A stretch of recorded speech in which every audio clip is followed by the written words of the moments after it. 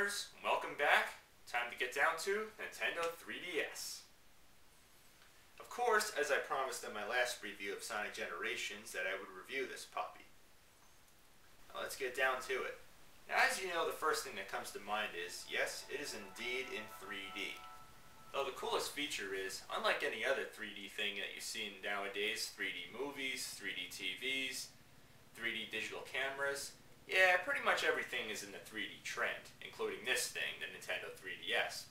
You first turn it on, and then you notice for sure that you don't actually need 3D glasses to play this thing. Wow, how the hell is this possible? Yeah, obviously everybody wondered, myself included. How is this really possible? Play in 3D without 3D glasses? Well, the answer's right here.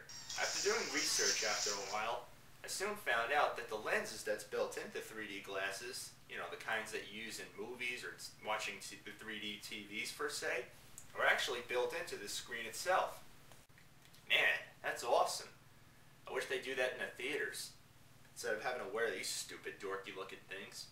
No offense to you people that wear glasses, but really, this is awesome. But the 3D only comes out of the top screen, whilst the bottom screen is your typical DS touchscreen. Yep. Of course, it's a 3DS, right? Of course, you have to use a stylus pen. I'll get to that later. And of course, you're also required to use a memory card in order to save game data on your 3DS, or basically any games on this console, except for Nintendo DS games, which I'll get to later. But yes, what kind of memory card? Oh, hopefully not an expensive one. Oh, okay, it's just a regular SD card. Yeah, these are common, very inexpensive, not too bad. You get a whole shitload of room on these, don't worry about that. Now, let's play the damn thing before we get even more sidetracked. Now, of course, before I started playing this thing, I noticed that there were obviously health and safety information regarding this 3D thing. That there were warnings saying that kids 6 and under shouldn't really play this thing in 3D. But what's really cool is that of course you notice on the right hand side you can turn the 3D all the way up, which could damage your vision a little bit and can be a little overwhelming and too much for the eyes. And you can do it about halfway, and you can even turn the 3D all the way off. Either way, the graphics are still amazing. Now taking a good look at the menu, yeah, it looks fantastic, almost like a portable Wii per se, but this is just looking at the menu. But let's talk about the features. Of course you have the photo feature, just like the DSi, but this one has camera lenses all over the console that you can snap pictures of not only from the back side of the console, but also on the front too. Remember having to hold a phone? You know, having to hold them like this to take a picture? Well, no more of that, just hold it up like this. There you go. Say cheese and smile. Yeah, this comes in handy for most of the features in this game. And you can even do some editing too, like a little portable Photoshop there. As well as videos. Not too much to say about that. Record yourself or anything around you, and there you go. You got yourself a video. You can put it in 2D, you can put it in 3D. Not too much to say about that. Then you got the 3DS sound, where you can obviously record your voice too as well. And you can once again edit it. Yup, you can make your voice sound deeper, make it sound high pitched. You can slow it down. And if you really want to have a lot of fun with it, Alvin and the Chipmunk it up and go fast and high pitch. How do you not laugh at that? I mean, really. You can't resist that. And now for you Wii lovers, yup, there's also a Mii Maker. Yeah. Now this really feels like a portable Nintendo Wii. Yes, of course. But unlike the Nintendo Wii where you have to create the face out of scratch, you take a picture of your face and... Yep, I didn't lie when I said that the camera utility is going to come in handy. And there you go. There I am. Yeah, I'll admit it does look rather silly. It looks like you have a freaking cube for a head with your face slapped on it. If you don't like that, yeah, you can create the old-fashioned way, just like you did on the Nintendo Wii. Do it from scratch. Yeah, I don't mind that. It basically has all the same options as it did on the Nintendo Wii. Even if you snap a picture of your face, you still have to do the rest either way. The whole body, the colors, everything else. But that's up to you. And of course this thing also is Wi-Fi compatible, much like the original Nintendo DS. Yeah, everything's Wi-Fi compatible nowadays, right? It wouldn't be a game console without the Wi-Fi. Which brings me to the next app. The Mi Plaza. Or I should call it the Street Pass. Yeah, this whole Street Pass thing, this is between you and anybody else who has a 3DS. Whatever Mii you created on your Mii Maker, yeah, you can meet up with other Miis. I don't think I really have to explain much. You can do all sorts of activities and such, but I'm not going to get too into detail with this one. But it's pretty fun. You also have Download Play, and once again, I'm going to keep it short, sweet, and to the point. You can not only link with another Nintendo 3DS, but also as far back as the original Nintendo DS, where it all started. I'm getting really carried away. But linking with the old Nintendo DS can be really tricky, but you're going to have to figure it out on your own, because I didn't really get too involved with that. Although I do admire the original DS background right there. Look at that. The original hand clock. Couldn't be any cooler than that. But unfortunately, no PictoChat. Instead, they have the successor called SwapNote. Yeah, it's pretty much the same thing, only this one you have to download from eShop free to charge. Okay, eShop, there's no point of prolonging this. Yes, again, just like the Nintendo Wii, you can download what's called Virtual Console games. But with this one, you can download not only black and white Game Boy games, but also Game Boy Color, DSiWare games, and NES games in 3D. Sweet. Yeah, there's more yet to come. And there have been a lot of rumors floating around, and I'm sure it will happen in the near future, I hope, that there's not only going to be NES games in 2D and 3D, supposedly, but Super NES games, TurboGrafx, Game Gear, and hopefully some more Game Boy Color and black and white Game Boy games. Because I can tell you one thing, Nintendo didn't exactly 100% fulfill my wishes with the Nintendo Wii's Virtual Console. Ah well, I guess they have their main focus on this now. I'm only hoping they don't disappoint, but so far, you got a pretty good list right here. Yeah, I'll probably make my top 10 wish list sooner or later. But one game I really want to see if they release Super NES games in 3D, Ninja Turtles 4 Turtles in Time. Come on, who doesn't think that in 3D wouldn't be awesome? I mean, especially with the Foot Clans being thrown into the screen. I mean, who doesn't think that wouldn't be awesome in 3D? Anyway, yeah, I'm getting really sidetracked. But anyway, that's the Nintendo eShop. Enough said. Time to move on to the next one. Face Raiders. Looks pretty silly, and wouldn't you know, it plays very silly. Of course, this also, once again, requires taking a picture of your face. This can get a little tedious because you gotta hold it at the exact distance that the game is ordering you to. And once you get it to that point where it meets the eyes and the mouth meets the two dots and the line, there you go, ready to play. And getting back to the Wii reference once again, of course, this thing also not only is in 3D, but also has motion sense.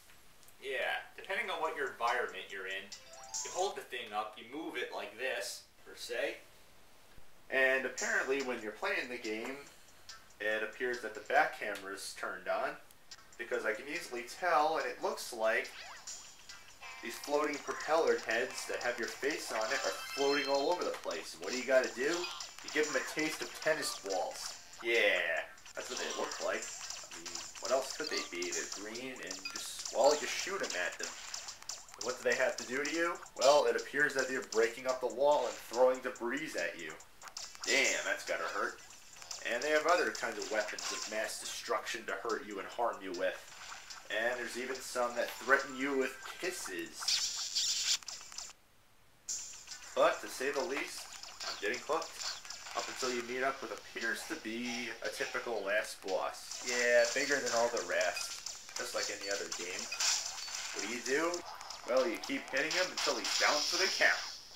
And that's just level 1. Oh, there's so many multiple levels in this game, but I think you got the genuine impression of this one. Weird, but fun. So, I think that sets the tone for pretty much most of the apps and features that were included with this handheld console. Now for the game console's backwards compatibility. Of course, being that it is not only a 3DS console, it's also backwards compatible with Nintendo DS. Yep, you just insert them in the same cartridge slot on the top as you would with the Nintendo 3DS cartridges. But they're not in 3D. I'm not disappointed. But unfortunately for you Game Boy Advance lovers, unlike the original Nintendo DS, yep, there's no bottom slot for the Game Boy Advance cartridges. Well, not really a bummer. I guess Nintendo's really trying to keep up to date. Because let's face it, Game Boy Advance is pretty much seeing the end of its days. It's outdated, finished, done. I mean, isn't it any wonder why GameStop doesn't accept these for trade-in anymore? They're outdated, collector's items, but still good. If you want to play them, well, you should have held on to your original Nintendo DS. What can I say? Not much you can really do there.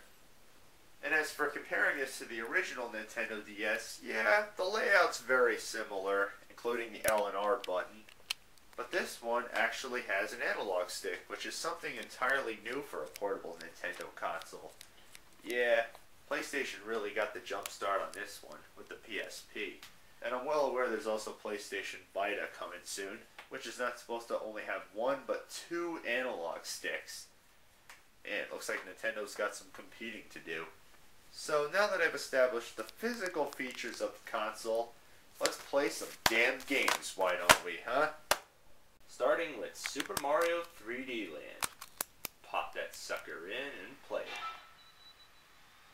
Well, I had pretty much nothing to say about this game. Other than that, the graphics are phenomenal. It sure makes Nintendo DS graphics look like crap, but not to insult that game, but wow. It's like Wii graphics almost. And I'm seriously serious, it's that comparable. I mean, of course the game's in 3D, which can make you a little dizzy.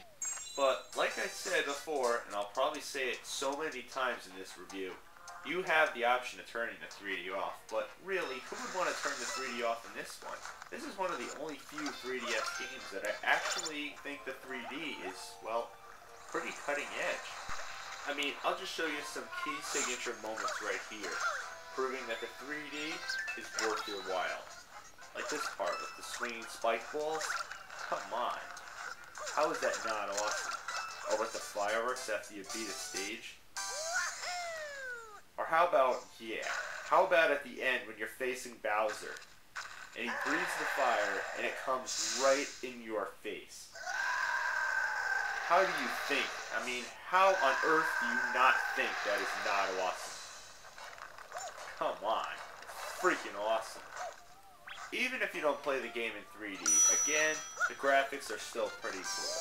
But the 3D is an awesome enhancement. Now, of course, just like any other Mario game, it owes its thanks to nostalgia Mario games. That's no surprise, especially the fact that it owes its thanks to Super Mario Bros. 3 with the raccoon tail.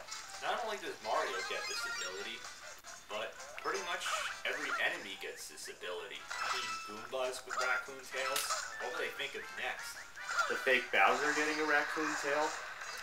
Holy shit, he actually gets it. I'm not kidding. Or how about Bowser throwing barrels, like Donkey Kong? Holy shit, he actually does it. Not only does this game owe its thanks to the nostalgic Mario games, it even owes its thanks all the way back to Donkey Kong.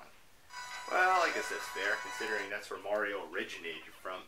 And there's even one level which I swear, with that noise, really, does it have to owe its thanks to Legend of Zelda?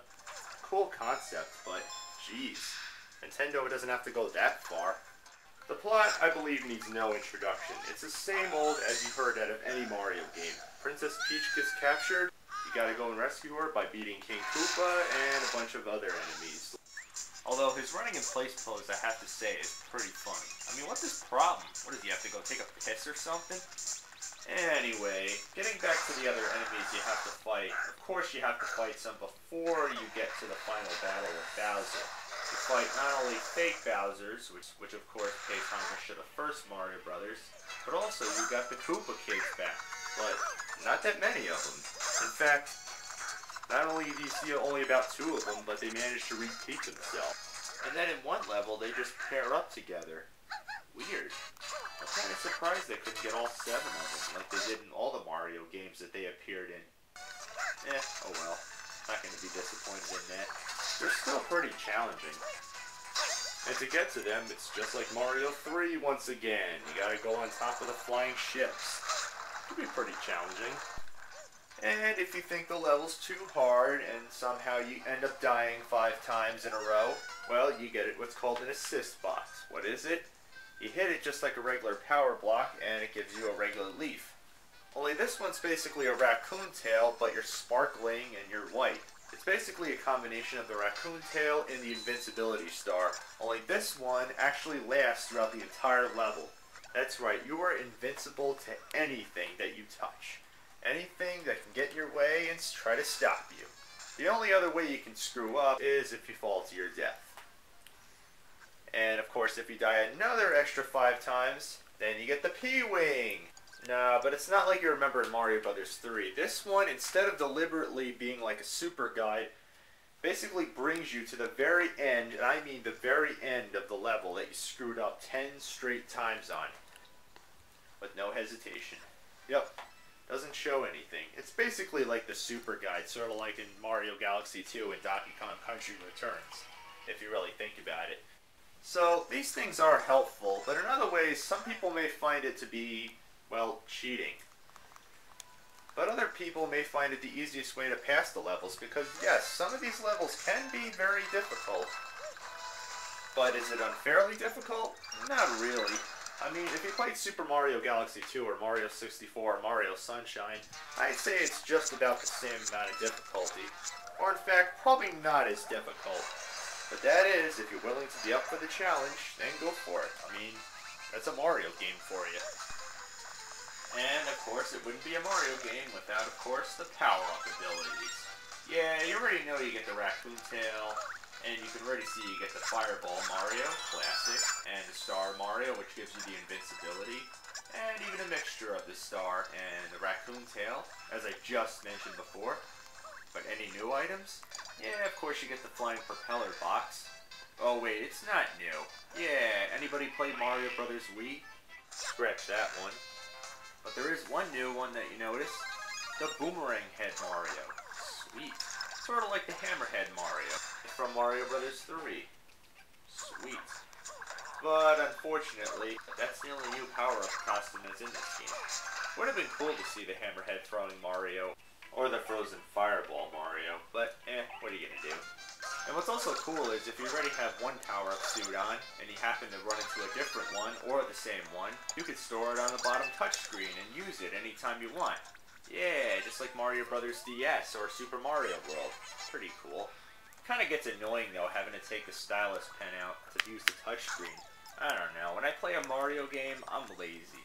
Because I don't feel like using a touchscreen, I feel like just using the buttons.